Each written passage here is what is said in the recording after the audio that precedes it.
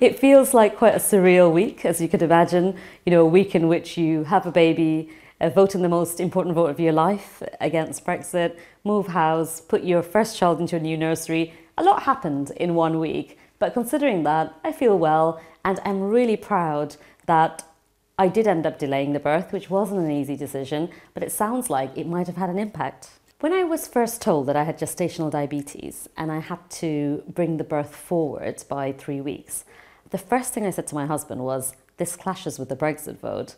And he did actually say to me, this isn't what you should be thinking about right now. But I said, I can't help it. It's the biggest vote of my lifetime. And he said, well, you have to make your decision. I'll support you in it. So I actually called up the doctors at the Royal Free and said, would you mind if we delayed it by 2 days?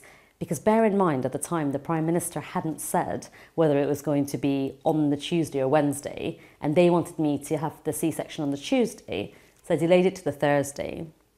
The doctors said, following medical advice, we can't force you to do anything. We would say have it on the Tuesday, but you will probably be safe if you have it on the Thursday, but it's your personal risk. They were very professional, as you can imagine.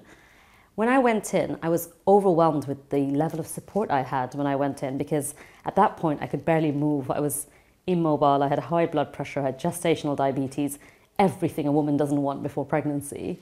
And so I went in, and the first person who came up to me actually was David Davis, and he said, I'm so sorry you've had to be in this situation, and I'm so sorry that you have to come in to vote this way, but I understand why you want your vote to be counted. He did say that.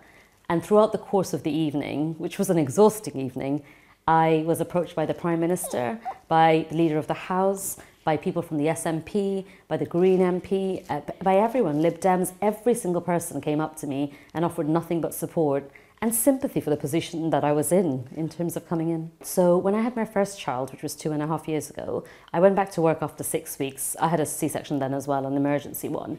I just didn't feel I have a choice because there was no other way to do my job and cast my vote. I don't know whether this proxy vote also means we have baby leave. I know it's something that MPs have been fighting for, and if that's been brought in, my life will be a lot easier this time around. I'll get that little piece of dandruff for